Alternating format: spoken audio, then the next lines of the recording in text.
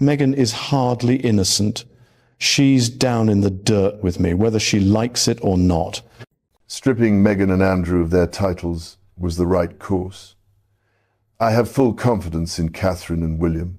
Their judgment is sound, their loyalty unquestioned. Deep inside the shadowy halls of a secluded Windsor estate, dark secrets waited to burst into the open. On a fog-drenched night in late October 2025, the air was so thick it felt alive, heavy with tension and truths long buried. The silence in the room pressed like a weight as former Prince Andrew sat across from a trusted confidant in what could only be described as a reckoning. Just days earlier, King Charles had stripped him of his royal titles, leaving Andrew exposed and humiliated. His face carried that painful mix of defiance and exhaustion, the look of a man who's lost it all but refuses to bow his head. He leaned in, his voice low and rough against the echoing oak-paneled walls. "Meghan is hardly innocent," he muttered sharply, eyes glinting. "She's down in the dirt with me.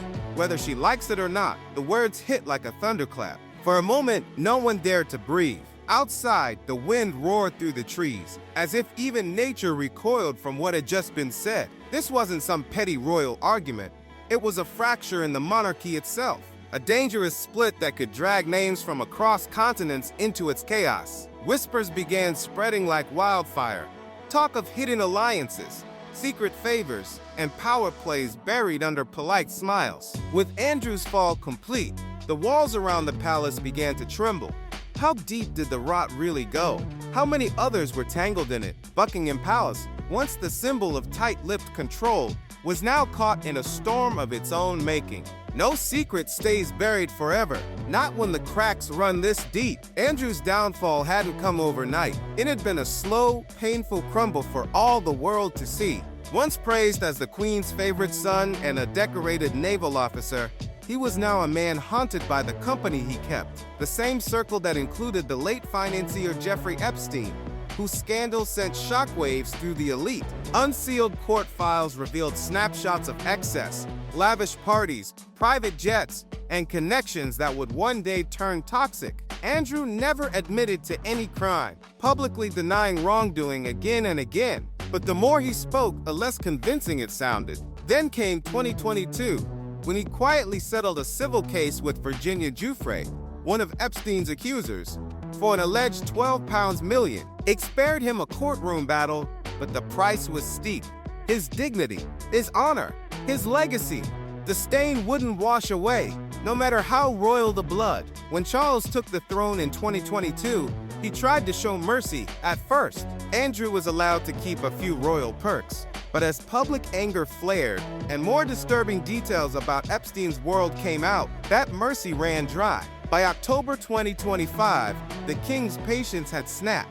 With American lawmakers digging deeper into Epstein's network, Charles made a move that stunned the world. Buckingham Palace released a cold, emotionless statement that cut like a knife. Andrew would lose everything, his royal titles, honors, and privileges stripped away. From that moment on, he'd be known only as Andrew Mountbatten Windsor, no more His Royal Highness. Evicted from his grand residence, he was left with barely any security and moved into a much smaller home, forced into quiet isolation under a global microscope. But the story didn't end there. It was just getting started. The humiliation burned deep, turning into bitterness that Andrew couldn't hide anymore. During that explosive interview, he finally snapped, and his anger spilled out in full force. When he pointed fingers at Meghan, it wasn't random. It came from old grudges, whispered rumors, and years of tension. As the fog thickened outside, the tension inside grew even heavier. What exactly did he mean by saying she was down in the dirt? The meeting itself was cloaked in secrecy, arranged through private channels with a journalist famous for keeping dangerous stories under wraps. It was meant to be Andrew's shot at reclaiming his name, or at least airing his side of the story. But when the conversation turned to Epstein, his tone changed sharply. He began describing elite parties, blurred lines, and powerful circles that overlapped in unsettling ways. "It wasn't just me," he said, waving his hands with frustration. "There were others who knew, who moved in those same rooms." Then came the real shock. the one that set headlines on fire. According to inside sources, Andrew claimed that before Meghan married Prince Harry in 2018, she had crossed paths with Epstein through mutual connections in the entertainment world. He even hinted that documents or emails might surface linking her to social invitations or private gatherings. Of course, none of these claims were verified, and many insiders believed they were fueled by resentment. Some said Andrew was lashing out, jealous of Harry and Meghan's freedom after they walked away from royal life in 2020. Since then, the Sussexes had built a whole new empire in California, launching Archewell and signing massive media deals that made them global power players. But Andrew's accusations had opened a new door, one the palace could never fully close. Andrew reportedly couldn't help but see a reflection of himself in Meghan's story. Two people tossed out of royal favor, though for very different reasons. She's painted as the victim, he scoffed, bitterness seeping through every word. But we've both been cast out. When the journalist pressed him for more, he suddenly shut down, smirking as if to say, the real story was still to come. Moments later, the massive iron gates of the Windsor estate creaked open, and the reporter disappeared into the misty night, clutching a secret that was about to set off a storm. The leak came almost instantly. Whispers turned into headlines, and soon, the media was in a full-blown frenzy. What did Andrew mean by linking Meghan to his tangled downfall? How did her name end up wrapped in his scandal? To understand that, you had to rewind to the glittering chaos of Meghan Markle's pre-royal life, long before tiaras and royal duties ever entered the picture. Born on August 4, 1981, in Los Angeles, Meghan grew up in a modest middle-class home. Her father worked behind the scenes in television as a lighting director, while her mother juggled yoga teaching and social work. Meghan's early life was grounded, but her dreams were anything but small. She attended Immaculate Heart High School, where she sharpened her acting skills and found a real passion for charity work, something that would later define her public image. In her 20s, she was grinding hard through Hollywood's competitive scene, bouncing between auditions and networking events, hoping for her big break. By 2011, her role on Suits finally made her a recognizable name, polished, confident, and on the rise. But even as she climbed, the gossip mills never rested. Between 2010 and 2013, speculative reports whispered about indirect ties to Jeffrey Epstein's high society world. Epstein, notorious for mingling with elites and celebrities, threw lavish parties that attracted all kinds of famous faces. Some tabloids hinted that Meghan might have attended one or two of those gatherings through mutual friends, but there was never any solid proof. Still, those whispers lingered, unconfirmed, but impossible to fully silence. Meanwhile, Andrew's own friendship with Epstein deepened. His visits, photos, and meetings became damning evidence that would later destroy his public image. Two worlds, Hollywood and royalty, seemed miles apart, yet somehow, Epstein's shadowy network linked them both. When Meghan met Prince Harry in 2016, her every move was dissected. Old rumors resurfaced but quickly fizzled. Nothing ever stuck. Now, years later, Andrew's words had dragged those whispers back into the spotlight, and the palace knew trouble was coming. Was Andrew just jealous of her global influence and comeback story? Or was he hinting at something buried deep in the archives? Something the royals didn't want unearthed? Inside Buckingham Palace, tension was thick. King Charles, still battling cancer treatment since 2024, faced another public firestorm. His earlier decision to strip Andrew of his titles had been brutal but necessary, a move to protect the monarchy's last shred of integrity. Behind closed doors, though, Charles was torn. Andrew was still his brother, and the weight of betrayal ran deep. Then came the quiet warning that sent shockwaves through royal circles. Charles was considering a broader cleanup. Insiders claimed he wanted to purify the crown once and for all. Meghan and Andrew had already lost their titles during the height of the Epstein fallout between 1919 and 2021. But this time, it wasn't just about punishment, it was about survival. For Andrew, the fallout meant losing every royal patronage and privilege he'd once flaunted. For Meghan and Harry, it came in the form of the Megxit Agreement, their decision to step back from HRH titles and senior royal duties. To King Charles, it wasn't cruelty, it was cleansing. Stripping Meghan and Andrew was the right move. he reportedly told aides firmly. "I have full confidence in Catherine and William. Their judgment is sound, their loyalty unquestionable." That statement changed everything, cementing William and Kate's position as the monarchy's strongest pillars of power. But why link Meghan and Andrew so directly?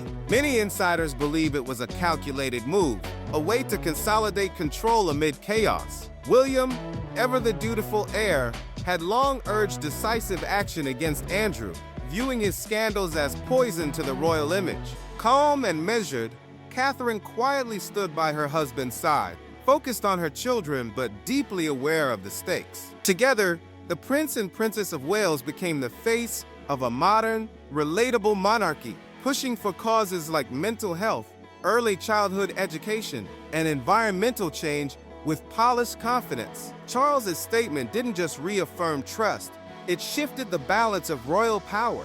Suddenly, William and Catherine were the driving force behind major palace decisions, from public appearances to internal reforms. In the tense days following Andrew's explosive interview, the couple met Charles at Balmoral to plan their next move.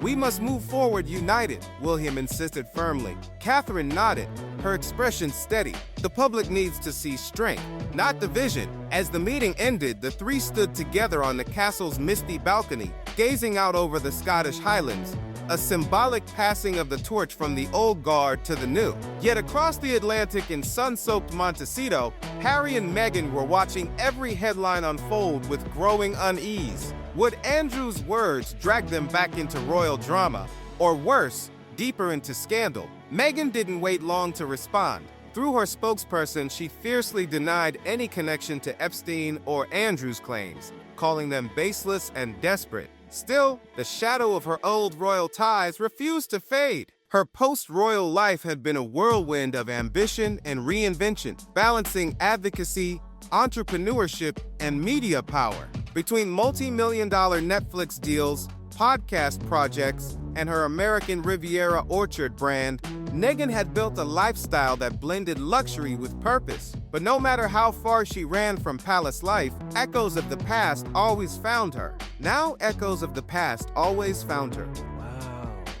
And looking deeper into her story reveals a woman who fought her way up. After graduating from Northwestern University with degrees in theater and international studies, Meghan took whatever work she could, even as a briefcase model on Deal or No Deal. But she kept grinding until her breakout role on Suits catapulted her into the spotlight. Her rise wasn't overnight. It was built on grit, focus, and sheer determination. And through it all, one thing remained constant: her passion for humanitarian work.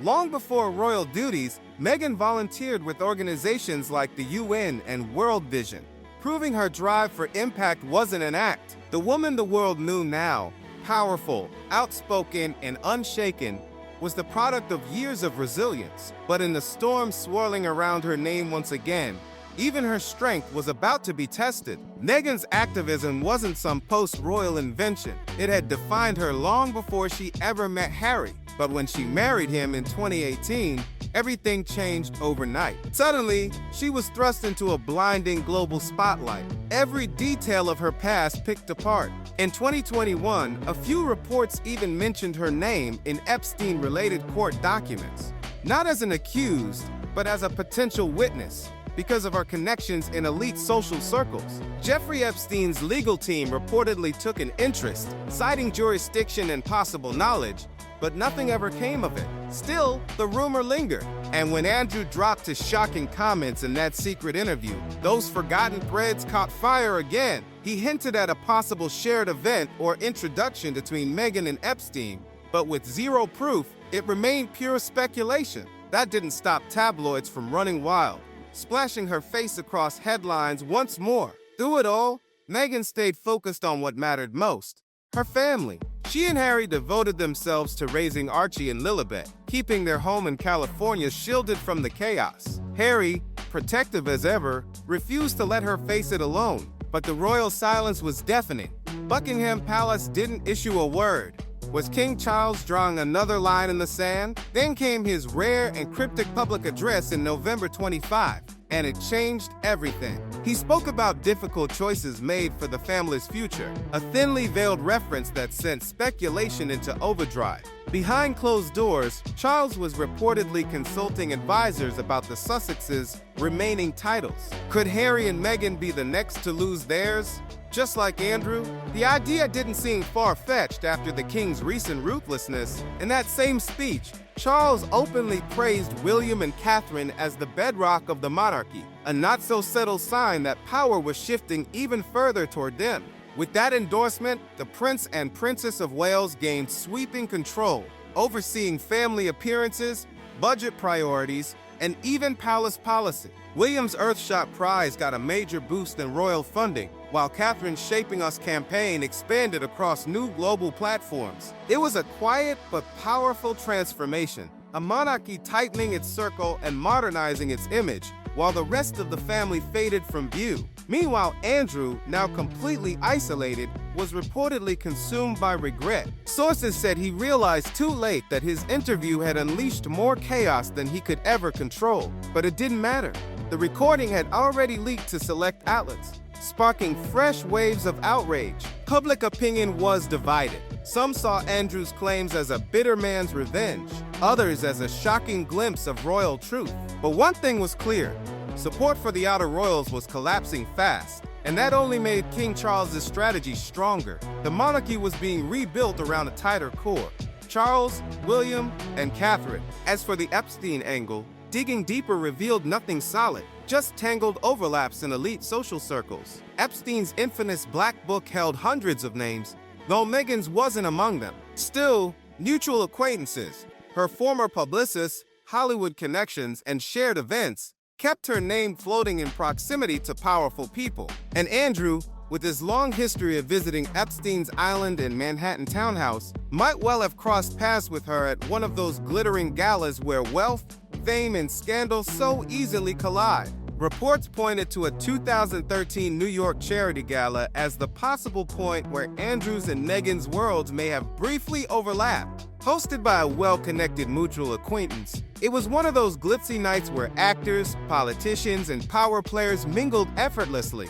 Meghan, then promoting Suits, was a regular face at similar events, elegant, confident, and chasing career momentum. Andrew claimed in his interview that certain conversations at those gatherings hinted at shared awareness of Epstein's world, but his vague wording only made people more skeptical. Meghan, however, struck back hard. Her team emphasized her long-standing record of advocacy, her work with women's rights groups, her fight against exploitation, her humanitarian trips during her gap year, and her early activism that inspired thousands. Her story wasn't one of scandal, it was one of grit and integrity. Still, Andrew's outburst had done its damage.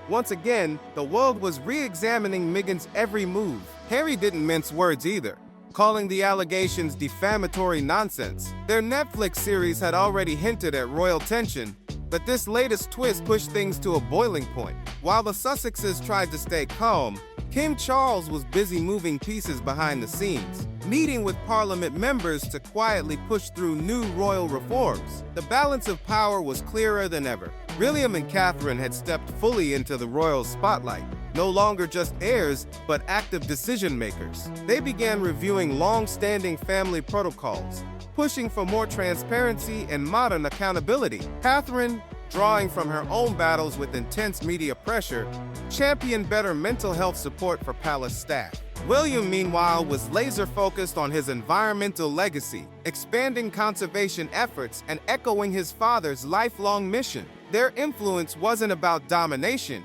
it was quiet, advisory, but absolutely undeniable. As Andrew slipped further into obscurity, living out his days in a modest home under watchful eyes, the royal narrative shifted toward rebuilding, but Meghan's shadow still loomed large. Would she take legal action, or let the fire burn out on its own? Every week brought a new leak, a new headline, another twist, peeling back yet another layer of royal intrigue. Then came the defining moment, a tense family senate at Sandringham in early November 2025. Present were William, Catherine, and a few of the king's closest aides. Charles, frail but determined, addressed the room with quiet gravity. When scrutiny peaked, he said, "We had no choice but to act." He explained how, at the height of the Epstein scandal, Andrew had been swiftly distanced, while Meghan and Harry's Megxit terms were strictly reinforced, ensuring their royal titles remained suspended. These moves, Charles continued, were to preserve the heart of the monarchy. He ended the meeting by once again praising William and Catherine, his trusted foundation, and confirming their expanded authority over royal operations. The gathering marked a historic shift. Power had officially passed from Charles's cautious hand to his son's confident grip. While the palace publicly denied any ongoing link between Meghan and Andrew, insiders whispered that the tension had pushed forward major internal reforms. With Charles's health worsening, the urgency for a stable transition only grew. The world watched closely as the monarchy tried to project unity while managing the fallout. Tabloids went into overdrive, screaming headlines like "Royal Betrayal Exposed" and "Secrets of the Crown Unraveled." Social media lit up. Meghan supporters condemned the coverage as misogynistic and unfair, while Andrew's critics said his downfall was long overdue. Hashtags trended, think pieces flooded timelines, and debates erupted over the tangled overlap of royal and Hollywood circles. Through all the noise, William and Catherine stayed unshaken. They appeared at events with calm poise, their growing authority showing subtly through larger budgets, more staff, and a refined focus on global initiatives. Catherine's influence in particular began to soar. Born Catherine Middleton on January 9, 1982 in Reading, she had always carried a quiet strength. Her journey from St. Andrews University, where she met William, to the global stage had been marked by patience, grace, and determination. As a mother and royal, she mastered the art of composure, balancing family life with public duty while championing causes close to her heart, especially children's mental health and early education. Now, standing beside William as his equal in purpose and influence, Catherine had become more than the future queen. She was the face of a redefined monarchy, one built on calm power and steady control amid chaos. With King Charles's full backing, Catherine's influence soared. Her fingerprints were suddenly all over royal policy.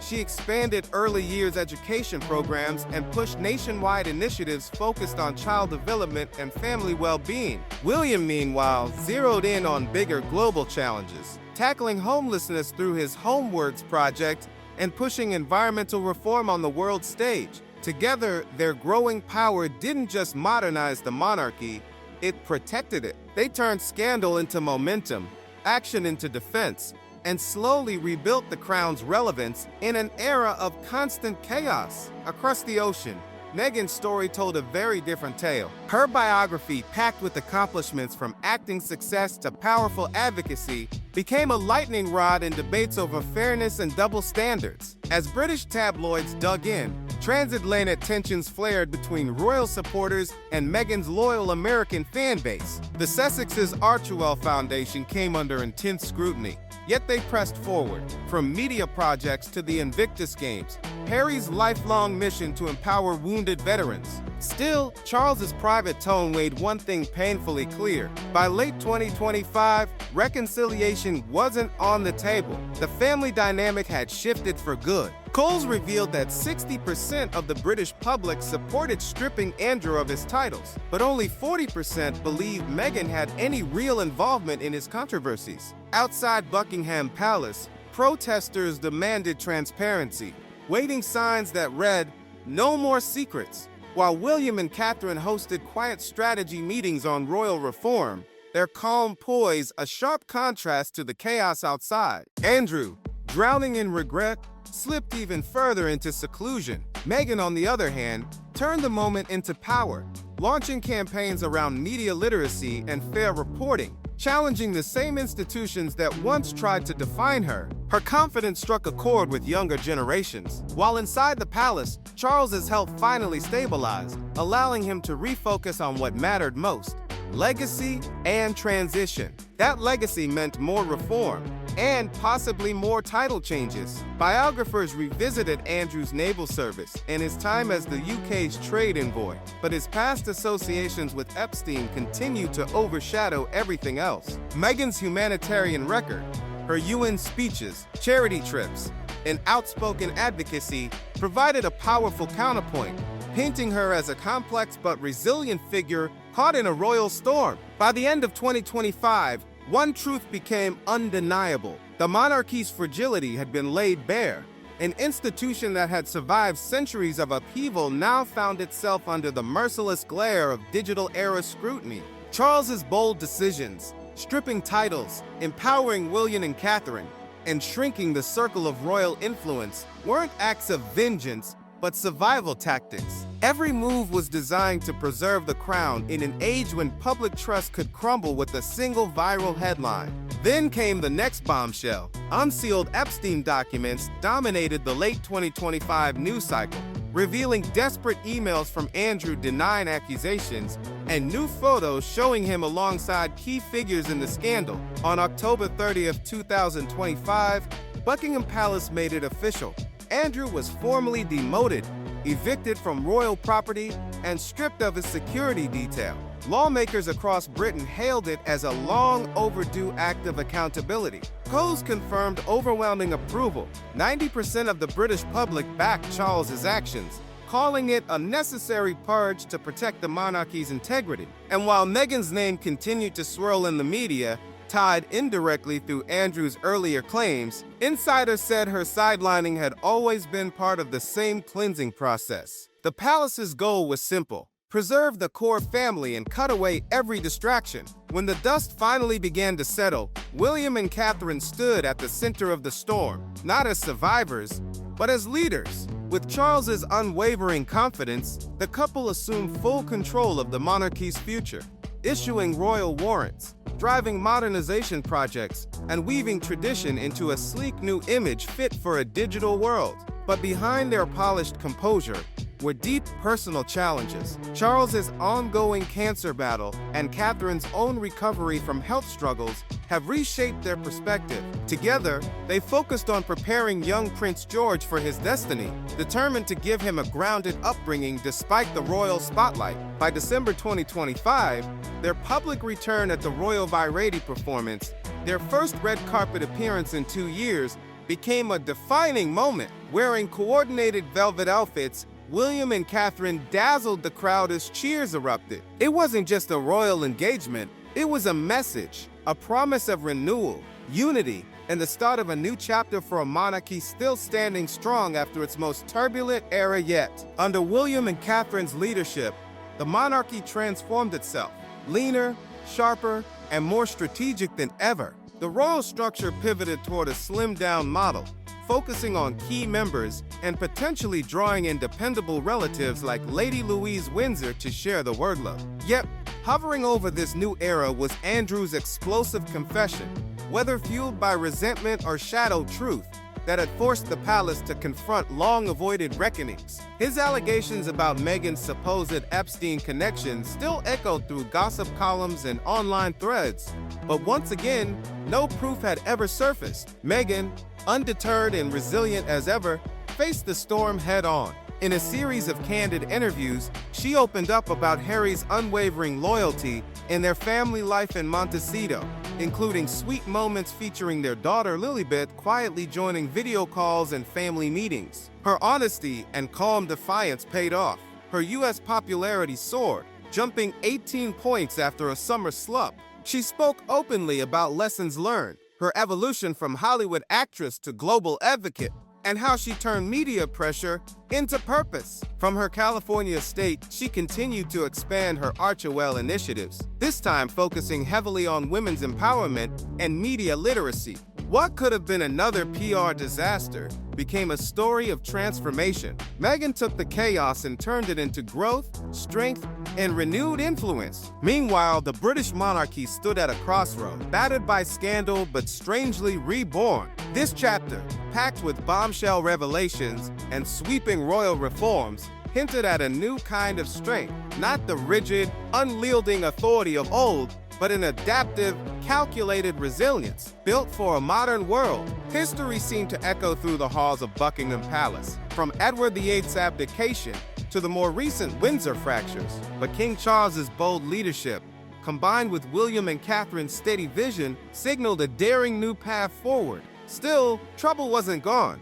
Far from it. The Epstein files kept trickling out, and new document releases from U.S. investigations during the Trump and Biden years reignited headlines worldwide. Each disclosure stirred unease in the palace and raised new questions about who knew what and when. Now, as 2025 drew to a tense close, the royal family braced for more storms. Could this massive purge truly make the monarchy stronger, or would it deepen old wounds? Around the globe, everyone was watching, analyzing every gesture, every statement, every appearance from the House of Windsor. The crown's survival now depended on three fragile but vital pillars: transparency, loyalty, and unity. Andrew's words had set off shockwaves far beyond royal walls, challenging public faith in the institution and forcing every royal to reckon with their own image.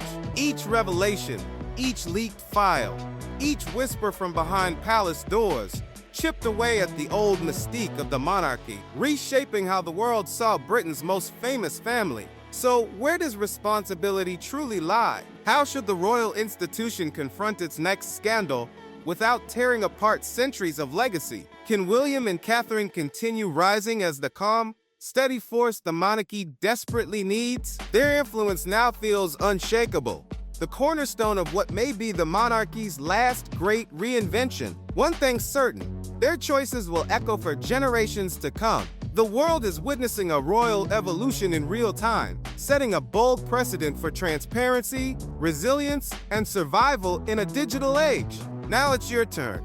What do you think about Andrew's bombshells and their ripple effect through the royal family? Do you believe William and Catherine are the true saviors of the crown, or are we seeing history repeat itself in new disguise? Drop your thoughts in the comments, share your take, and don't forget to like and subscribe for more updates, because the story of the House of Windsor is far from over.